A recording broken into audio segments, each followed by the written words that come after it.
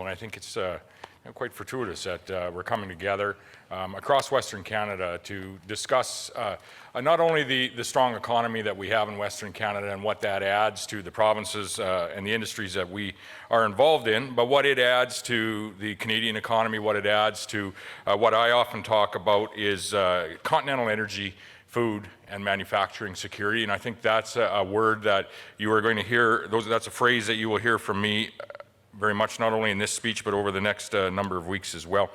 Mosaic actually is a company I think that is very indicative of the close relationship that we have in North America across that 49th parallel. And given where we are today, that 49th parallel is very much part of all of our discussions, regardless of the industry we're involved in, but an American company bringing value and jobs to a Canadian province with some of the most innovative and foremost minds in the world. But by extension, bringing value to the industry of agriculture globally. Mosaic would export to over 60 countries around the world. Our province exports to over 160 countries around the world. 1.2 million people has very much a global touch in providing energy and food security, not only to the people in Saskatchewan, Western Canada, our nation of Canada, but certainly providing food and energy security to globally around the world. So good morning, everyone, and welcome. If you're from outside Saskatchewan, welcome to this province. We warmed it up for you this week. It was a little bit cold a week or two ago.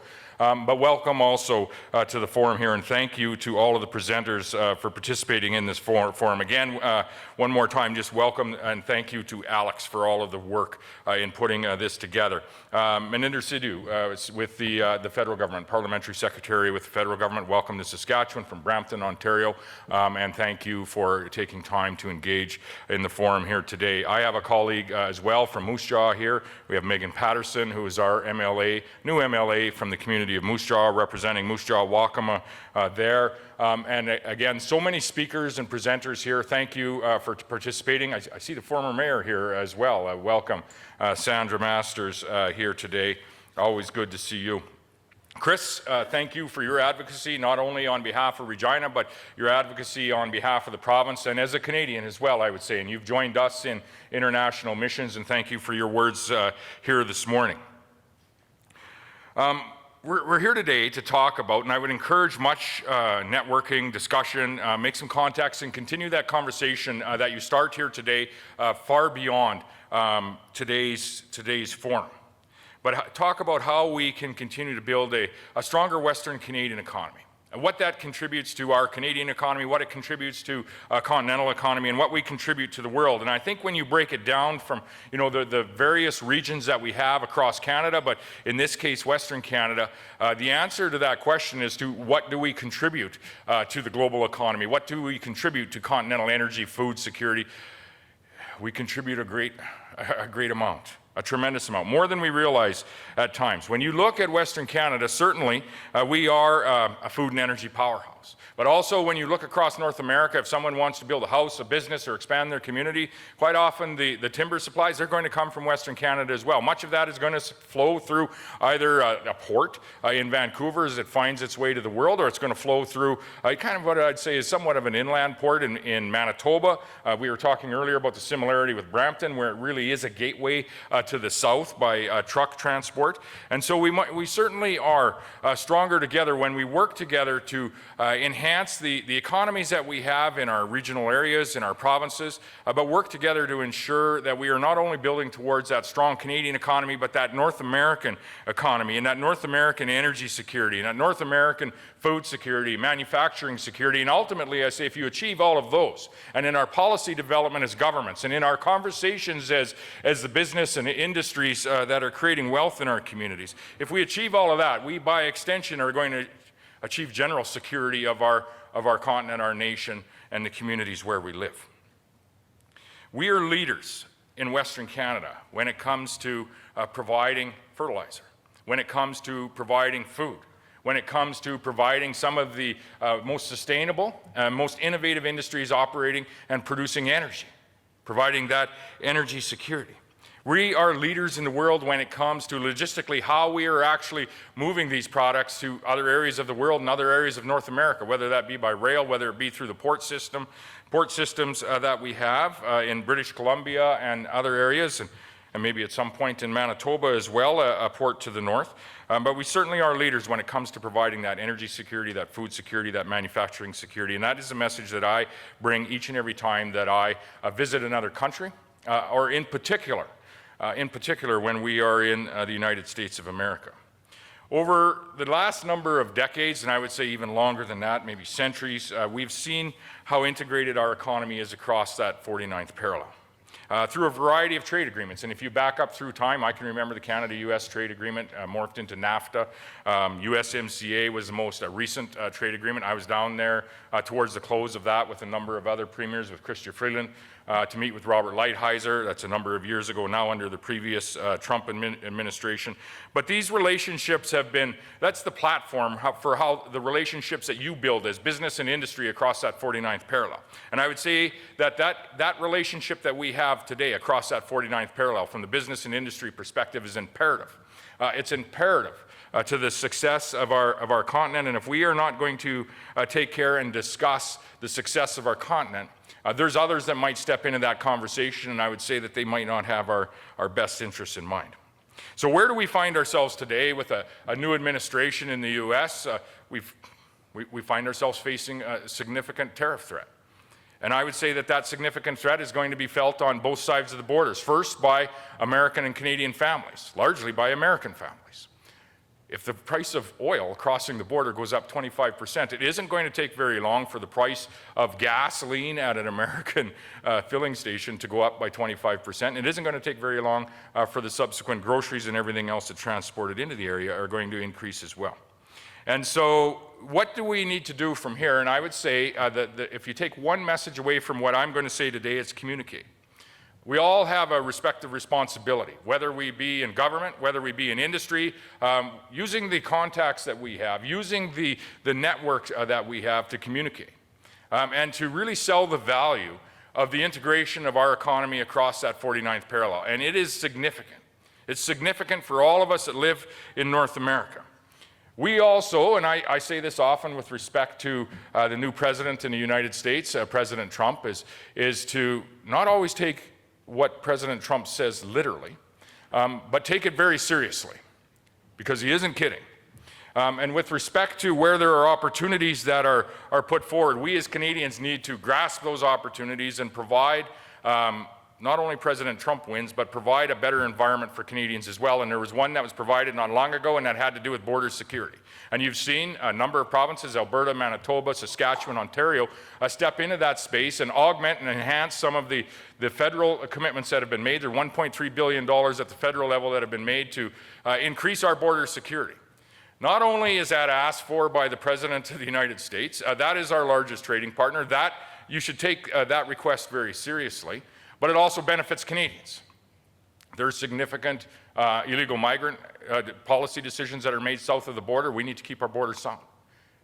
With respect to the drugs that are entering our communities across North America, there's a benefit for us in Canada to keep our borders sound and keep those drugs not only out of our nation, but out of the communities in where we live. So border security, I think, is paramount, and it's really an initiative that can benefit all of us in North America and largely benefit those of us that live in Canadian communities. And so we are working alongside the federal government and working on our own provincially to increase our border security methods. In fact, the team that we had announced a couple of weeks ago is doing their very first border security blitz today. And we are seeing the law enforcement in Saskatchewan, and you'll see announcements of this in the future, are taking a significant amount of drugs off the street and out of our communities. And I think that's so very important, as that poison is killing our family and our friends. So we need to take those opportunities as government and as the business community as they arise. Take those opportunities, and we certainly are. But we need to come back and we need to engage. We need to engage as a business community. We need to engage as a government. I'll be in Washington in 2 weeks with the other 12 premiers, engaging on your behalf and engaging collectively on all Canadians' behalf. I'll be in Mexico shortly after that, and likely back in Washington a week or two after that. And we'll be telling the story of the advantage and the opportunity that we have to continue to build a strong continental economy across that 49th parallel by using examples that we have in agriculture, in the fertilizer industry, examples that we told a number of years ago when we were facing steel and aluminum tariffs, which would have an impact on our province and on all of North America. And so where Saskatchewan's position is when it comes to the impending tariffs is we do support a very fine, small level of counter-tariffs that are specifically selected to change the hearts and minds of largely Republican policymakers in the U.S. And working with the federal government, and we have another call today, the First Minister's call today, on what that list might look like. In no way do we support a broad-based tariff war with the U.S. This is our largest trading partner, and we will lose that. Not only as Canadians will we lose that, but as North Americans we will lose that. Again, I remind you, there are other countries around the world that will benefit from that broad-based tariff war back and forth across the 49th parallel. We should not be in any way escalating the conversation to broad-based dollar-for-dollar tariffs across that 49th parallel because it hurts us. It hurts us in our industries. It hurts us with the opportunity that we have to generate wealth in our industries, thereby generate wealth for our families and our community. It hurts us as Canadians, and it hurts us as North Americans. Nor do we support in any way putting an export tariff on Canadian products. These are products that Canadians work hard to create value in our industry, our community, and create value for our family. And I'll get into just how much value we are creating. I'll use Saskatchewan as the example, but there's other provinces that certainly would have a similar story. But export tariffs at the end of the day certainly cannot be part of any discussion because of it is escalating. It is escalating that very conversation that we need to de-escalate. And so as we communicate, I would encourage you to always keep in mind the language that you're using needs to be focused on de-escalating the conversation around tariffs. The goal is to actually have all of the tariffs removed and have that free and open trading environment across the 49th parallel, and to whatever degree you can. For a province that exports to 163 countries each and every year, we want to have that free and open trading environment around the world, and that's why we have worked hard, as Bruce said, to create that province-to-nation relationship representing the industries that are creating wealth in Saskatchewan in many of those 163 countries that we export, with 9 provincial trade offices there to create that, not only stand beside our embassies and our high commissions as Canadians, but to ensure that Saskatchewan's story is being told and to ensure that Saskatchewan industries are represented in those markets. And we're seeing the benefits of that with expansions in our exports and the value of our exports globally.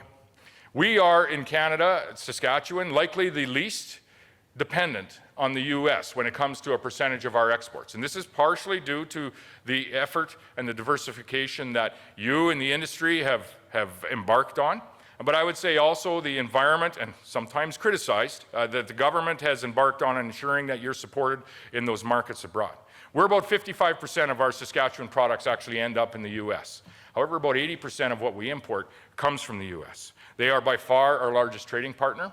We're continuing to work and diversify those markets around the world, but we're also continuing to increase the value of the exports that leave Saskatchewan and create that energy and food security around the world. And that has been the focus of this government, is to create an environment where investments can be made in this province, and it's happening, and then to, in turn, have those investments increase the value of the exports. That's the source of our wealth in Saskatchewan. If you aren't working in an export-based industry, and many of you in this room, if not all of you are, you're servicing someone that is.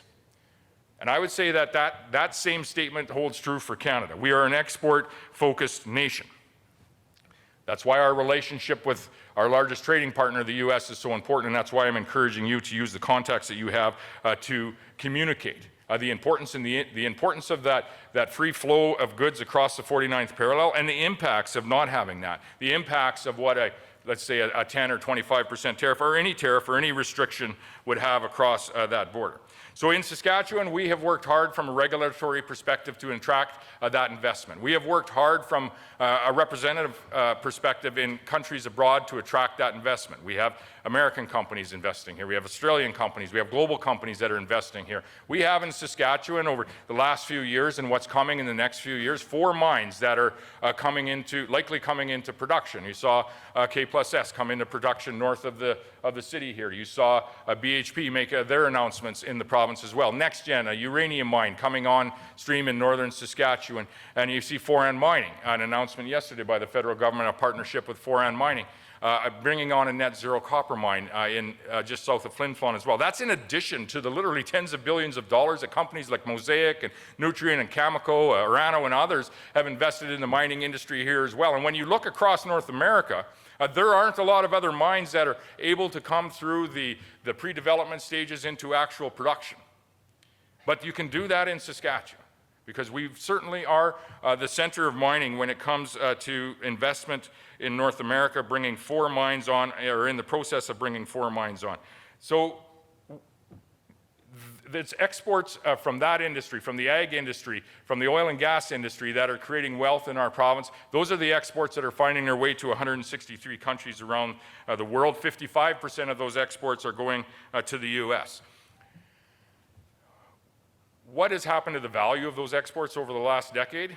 Well, in 2007, when we had the honor to form government, the total export value in our province was about $17 billion. In 2018, about a decade later, that total export value had grown to $31 billion. The last 2 years running, we're in around $49 billion with these new mines coming on. We have canola crush plants coming on, adding value to our ag industry, and we're seeing continued investment into the resources and into the resource-based industry, the timber industry and others in this province that are going to greatly increase that export value into the future. That's how we create wealth in Saskatchewan, and most certainly our partnerships with those 163 countries around the world are so very important, but none is more important than our relationship south of the border with the United States of America. Talk about that positive relationship up and down your supply chains with your American business partners, your American colleagues, your American networking contacts that you have. It's important for us as North Americans to realize the value of trade across the border, unencumbered trade across the border. In particular, I think it's important for us in Western Canada to identify and to communicate the value and the contribution that the Western Canadian economy contributes not only to our Canadian economy, but to that North American energy security, that North American food security, manufacturing security, and ultimately what we contribute to the general security of our continent. And at the end of the day, that is the most important and paramount target and focus that we should have.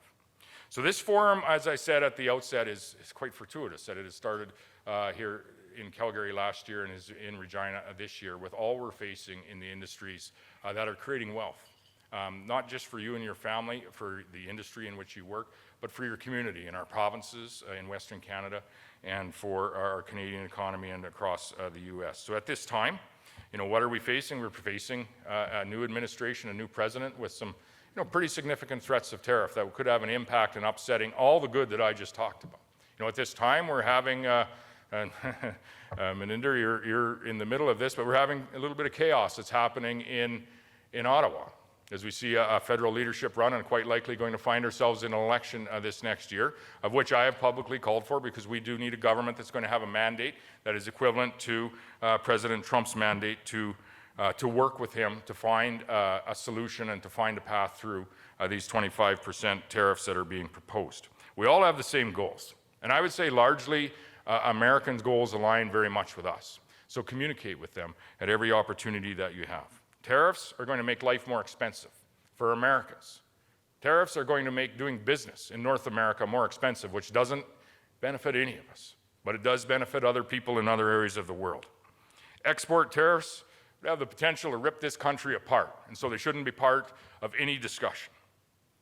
And so I encourage you as you go through today to make contacts, have discussions about what you contribute to that Western Canadian economy, what you contribute to the Canadian economy and the North American energy and food security and manufacturing security that is so vital to the success of our continent. And to continue to look for opportunities in a post-tariff world to unlock even more of that potential into the future. And I understand you have a number of plenary sessions today, and I thank all that are participating. I think your day closes out with Andrew Scheer, who will bring a perspective as well from this province and the federal government. But thank you in closing for all you do, and in advance for all of the communication that I know, and it does matter in the U.S. To signify and to have that conversation about what the impacts of not having free and fair trade across that 49th parallel are. But I thank you more importantly for what you contribute to the economy today. The numbers I had read out earlier are Saskatchewan's numbers. $17 billion in exports in 07, $31 billion in 2018, and about $49 billion today. With new mines and new projects coming on, we know that's going to increase by tens of billions of dollars into the future. It's quite a story. It's quite a story, and it's not only a Saskatchewan story, because when we succeed, our neighbors succeed, we succeed as Canadians. That's creating value. Those dollars, those export dollars are creating value, not just in this province, but across the country and across North America, and I would say in our case, exporting to 163 countries, creating value around the world. So thank you for what you do and have done and continue to do in continuing to create value for us as Canadians and providing that food and energy security for us as North Americans. Have a great conference here today.